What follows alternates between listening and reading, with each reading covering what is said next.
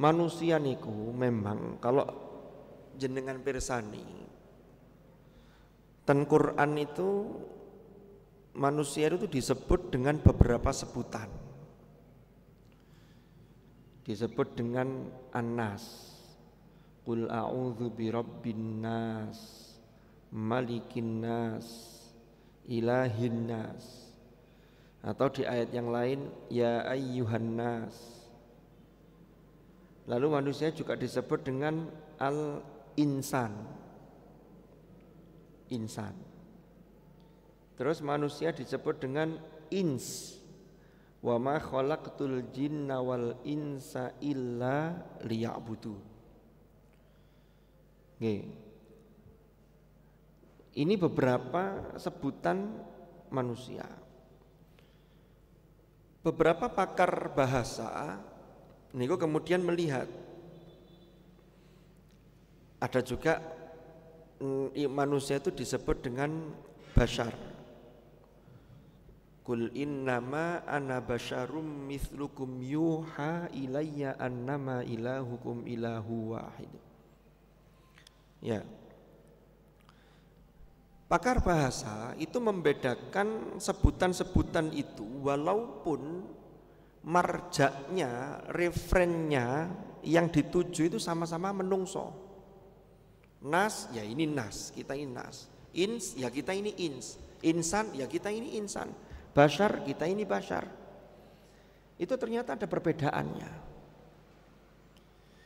Kalau disebut dengan sebutan bashar, itu terkait dengan aspek-aspek kebutuhan jasmaniah atau yang disebut dengan kebutuhan basyariah.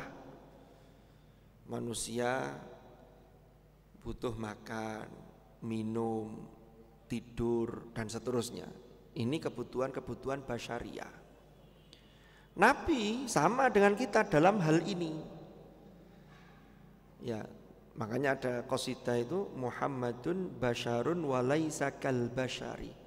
Rasulullah itu Nabi Muhammad itu ya basyar, tetapi tidak seperti manusia biasa. Nah, nanti kita jelaskan, kita lihat nanti. Lalu disebut An-Nas. Kalau sebutan Nas ini biasanya dalam konteks sosial, bermasyarakat. Surat Al-Hujurat yang bicara tentang wa ja'alnakum syu'uban wa qabaila lita'arafu. Jadi manusia itu diciptakan bermacam-macam, ada berbangsa-bangsa, bersuku-suku, berbeda-beda. Itu adalah lita'arafu, agar saling mengenal. Saling mengenal nanti bisa memunculkan saling memahami. Ya, itu panggilan dimulai dari ya ayyuhan nas inna khalaqnak ya ayyuhan nas ya ayyuhan nas u'budu ya ayyuhan napa niku yang dalam surah Al-Hujurat niku inna khalaqnakum min dzakari wa untha wa ja'alnakum syu'uba wa qabaila lita'arafu inna akramakum indallahi atqakum. Jadi nas niku dalam konteks komunitas. An-Nisa nggih sami, awal An-Nisa niku ya ayyuhan nasu taqu rabbakumul ladzi khalaqakum min nafsin wahidah wa ja'ala minha zawjaha wa batha minhuma rijalan katsiran wa nisaa. Nah, kalau disebut al-ins wal jin niku menyebut dua golongan. Khalaqal jan, khalaqal insan. Golongannya al-jin, al-ins. Itu yang oleh Allah di dalam surat Ar-Rahman itu ditanya. Tapi pertanyaan itu sesungguhnya untuk menggugah kita. Fabi ayyi ala'i rabbikuma tukadziban. Maka nikmat yang manakah yang kalian dustakan? Nikmat Tuhanmu yang manakah yang kau dustakan? Itu khitabnya fabi ayyi ala'i rabbikuma. Kuma itu ins dan jin. Karena yang mendapatkan khitab untuk beribadah kepada Allah itu jin dan manusia. Wa ma khalaqtul jinna wal ins illa liya'budu. Hewan tidak mendapatkan khitab untuk beribadah. Nah, lalu insan. Nah, ini yang menarik insan. Insan itu kuatah sangat teng Quran niku para rawuh. Yang perlu kita lihat, kata insan niku seringkali gandengannya tuh labelnya niku negatif. Innal insana lirabbihi lakanud. Sesungguhnya manusia itu terhadap Tuhannya itu lakanud, keras kepala, membangkang. Innal insana khuliqa halu'a idza massahu syarru jazua wa idza massahul khairu manu'a. Sesungguhnya manusia itu punya bawaan sifat dasar suka berkeluh kesah, gampang sambat. Niku teng surah Al-Ma'arij. Terus lanjutannya apa? Innal insana khuliqa halu'a idza massahul khairu manu'a. Kalau dia mendapatkan kebaikan, mendapatkan anugerah, sifat asalnya itu dia ini kikir, menahan, tidak mau berbagi. Wa idza massahus syarru jazua. Kalau mendapatkan sesuatu yang tidak enak, ya berkeluh kesah lagi, sambat lagi. Napa malih contohnya? Ya ayyuhal insan innaka kadihun. Ya ayyuhal insan ma gharraka bi rabbikal karim. Hei menungso, ma gharraka bi rabbikal karim. Apa yang menjadikanmu tertipu daya sehingga engkau melakukan kedurhakaan terhadap Tuhanmu yang Maha Pemurah, yang Maha Mulia. Ini berarti kan punya bawaan lakanut tadi itu. Ya. Tapi kemudian di Al-Quran itu setelah label-label ini itu kemudian dilanjutkan dengan rumus atau resep agar insan ini, jadi kalau bicara insan itu bukan jasmaninya ini tapi softwarenya. Software niku yang ada di dalam diri kita, jiwa. Itu insan. Makanya kalau kita kembali ke surah Al-Ma'arij kalau wau, manusia itu suka berkeluh kesah, nek duwe apa-apa rada ya medit, enggak mau berbagi, tapi lek pas mendapatkan sesuatu yang ndak enak, diceritakno nang dindi sambat, koyo-koyo menjadi orang yang paling sengsara. Ya. Tapi lanjutannya apa? Illal musallin, kecuali orang-orang yang sholat. Sholat niki ini rinciannya banyak. Illal musallin alladzina hum ala sholatihim daimun. Terus bawah, termasuk melaksanakan amal-amal sholih. Itu baru bisa menyembuhkan yang buruk-buruk tadi niku. Makanya di dalam ayat yang lain kalau bicara insan itu tidak lepas dari jiwa. Allah mengatakan qad aflaha man tazakka. Sungguh beruntung orang yang membersihkan dirinya, membersihkan jiwanya. Ya. Qad aflaha man tazakka niku dalam surah Al-A'la. Lanjutannya apa? Wa dzakara asma rabbih fasalla. Lu cara membersihkannya kan niki. Wa dzakara, dan ingat, menyebut, mengingat nama Tuhannya dan dia menunaikan sholat. Berarti ini membersihkan jiwanya dari insan yang punya label buruk niku wau para rawuh niki di-upgrade menjadi insan yang baik. Surat yang lain, qad aflaha man zakkaha. Dimulai dari sumpah Allah, wa nafsi wa ma sawwaha fa alhamaha fujuraha wa taqwaha. Qad aflaha man zakkaha wa qad khaba man dassaha. Beruntung, sungguh beruntung orang yang membersihkan jiwanya. Dados beragama niku nek pas, nek bener-bener tepat mensucikan jiwanya. Tidak hanya urusan-urusan luar, tapi betul-betul dihayati dan dipraktekkan, niku orang akan jadi baik secara sosial. Kalau ini ku para rawuh, kalau wingi itu ada satu postingan di YouTube. Ada orang bikin satu statement, katanya di Indonesia ini pendidikan itu dianggap gagal, termasuk pendidikan agama, termasuk lembaga-lembaga semacam pesantren. Karena masih banyak orang-orang yang tidak punya empati, orang yang melakukan ini dan seterusnya. Terus ada yang terus mengusulkan, gimana kalau pendidikan itu langsung saja pendidikan empati, biar orang itu punya rasa kasih sayang kepada yang lain. Loh, kalau kita belajar agamanya itu tepat dan benar, itu akan muncul rasa empati. Karena semuanya itu adalah lillah. Sehingga kalau kita melakukan perbuatan baik, termasuk kepada orang lain, itu kan di Al-Quran kan sudah ada semua itu. Di bagaimana hadis, bagaimana Rasulullah mencontohkan. Jadi kalau ada kegagalan dalam sisi pelaksanaan, itu bukan ajarannya yang salah. Tapi kita ini masih harus kita akui, berarti masih ada hal-hal yang masih perlu untuk terus untuk diperjuangkan, untuk diimplementasikan, untuk dipraktekkan. Kan begitu. Nah, ini jangan sampai kita itu berarti gagal langsung dihilangkan, ya enggak begitu kan, gitu malah repot nanti. Dan seterusnya, ini contoh. Jadi sama kayak ada orang beramal itu kan ikhlas. Kalau ikhlas, kalau tidak bisa ikhlas, maka jangan amalnya yang dihilangkan, tapi amalnya terus dilakukan, ikhlasnya terus dilatih. Bukan, saya tidak ikhlas, gak usah amal, percuma amal kalau tidak ikhlas. Akhirnya amalnya hilang. Kalau amalnya hilang, ikhlasnya tidak punya pancian, tidak punya tempat. Kalau amalnya hilang, ikhlasnya pasti hilang. Tapi kalau amalnya masih ada, maka kalaupun ikhlas belum ada, tapi suatu ketika ikhlas itu akan ada. Karena sudah ada landasannya, yaitu amal tadi itu. Jadi ini harus tepat dalam menempatkan hal-hal semacam itu. Para rawuh, para hadirin dan hadirat rahimakumullah. Nah, kembali ke insan tadi. Di dalam surah At-Tin ini yang positif didahulukan, tapi nanti negatifnya juga disebutkan.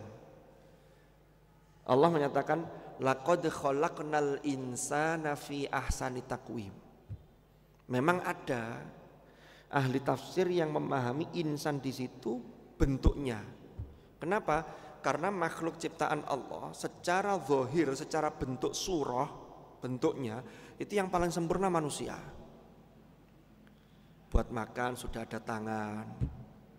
Sementara hewan-hewan makhluk yang lain, hewan umpamanya, itu kan tidak pakai tangan. Kucing itu kakinya 4. Ya, makan ya langsung aja. Tapi kalau manusia ada tangan, sudah ada fungsinya masing-masing.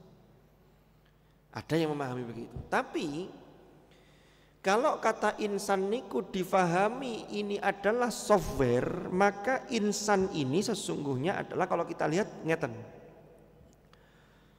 Allah menyatakan dalam firman-Nya itu menggunakan laqad khalaqna, bukan khalaqtu.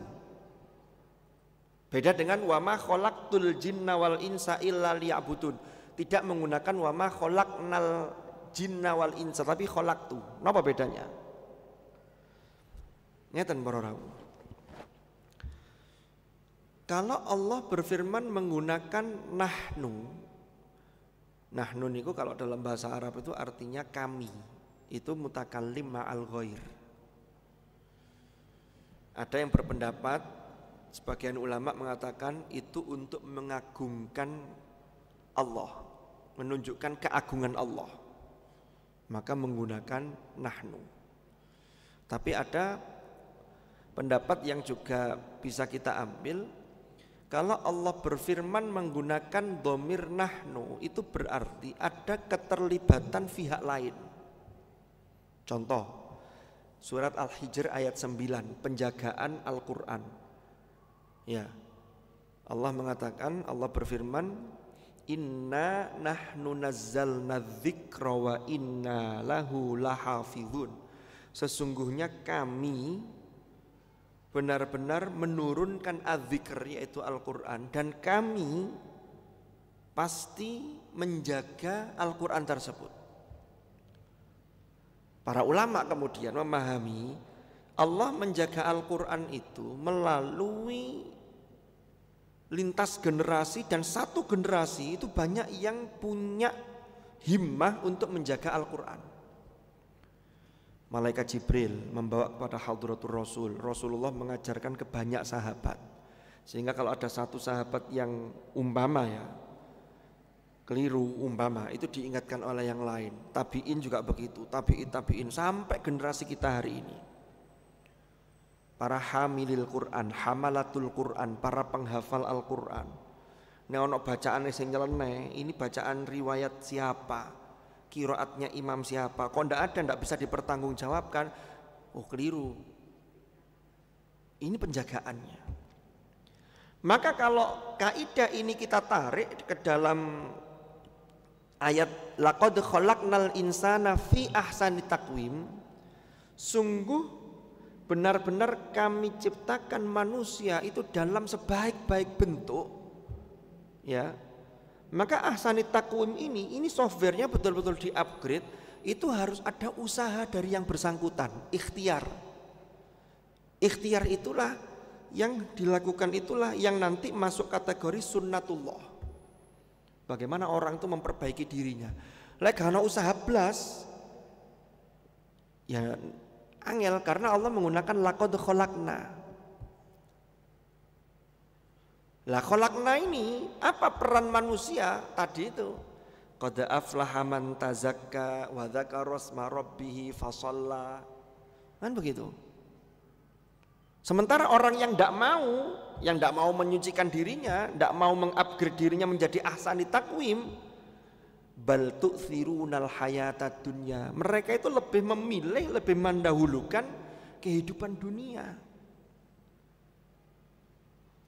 Artinya kehidupan dunia ansih itu murni, wis gak ngurus akhirat. Pokoknya ini dituabraki kabeh. Sementing seneng, sementing enjoy, sementing hedon, sementing hawa nafsunya terpuaskan. Itu bal tu'thirunal hayatad dunya. Padahal wal akhiratu khairu wa abqa. Akhirat itu lebih baik, bahkan jauh lebih kekal. Kan begitu. Maka para rawuh, para hadirin dan hadirat rahimakumullah, orang yang tidak mau mengupgrade, yang tidak khalaqna, tidak ikut dalam andil khalaqnal insana fi ahsani taqwim, apa? Tsumma radadnahu asfala safilin. Apakah itu Allah yang menjatuhkan? Enggak, itu juga ada peran atau andil orang tersebut. Makanya pakai tsumma radadnahu, bukan tsumma radadtuhu, tapi radadnahu asfala safilin. Caranya apa jek mboten asfala safilin? Resepnya muncul, illal ladzina amanu wa amilus solihat falahum ajrun ghairu mamnun. Dan surah 79 surah Al-A'raf, Allah dawuh, walaqad dzara'na li jahannama katsiran minal jinni wal insi lahum qulubun la yafqahuna biha. Sungguh kami penuhi neraka jahanam itu dengan manusia dan jin. Mereka itu lahum qulubun la yafqahuna biha. Allah berikan potensi hati untuk menerima keimanan, menerima hal-hal yang baik, tapi mereka tidak bisa memahami karena hatinya mati. Walahum a'yunun la yubsiruna biha. Punya pandangan, ya bisa memandang jauh ke depan, tapi la yubsiruna biha, tidak punya basor. Ya. Basor nanti ada dua. Ada basor itu kalau disebut basor itu biasanya pandangan secara zahir. Tapi kalau basiroh itu pandangan mata hati. Ya, itu gara-gara hatinya tidak bisa la yafqahuna biha. Dampaknya apa? Walahum a'yunun la yubsiruna biha. Sehingga apa? Walahum adzanun la yasma'una biha. Punya telinga, tapi telinga itu tidak bisa untuk mendengarkan hal yang baik. Ya krungu, tapi gak tinggu, diabaikan. Terus dia katakan begini, ulaika kal an'am. Mereka itu seperti binatang ternak. Nah kalau sudah binatang ternak ini sudah syarrul khaliq. Bahkan disebutkan dalam surah Al-A'raf itu balhum adol, bahkan lebih buruk, lebih sesat, lebih jelek dibanding binatang ternak. Itu kalau orang hanya mengikuti hawa nafsu, tidak mau mengasah jiwanya, mengasah takwanya. Ulaika kal an'ami balhum adol. Penutup ayatnya apa? Ulaika humul ghafilun. Mereka itulah orang-orang yang lalai. Wis lalai sudah. Diingatkan wis angel.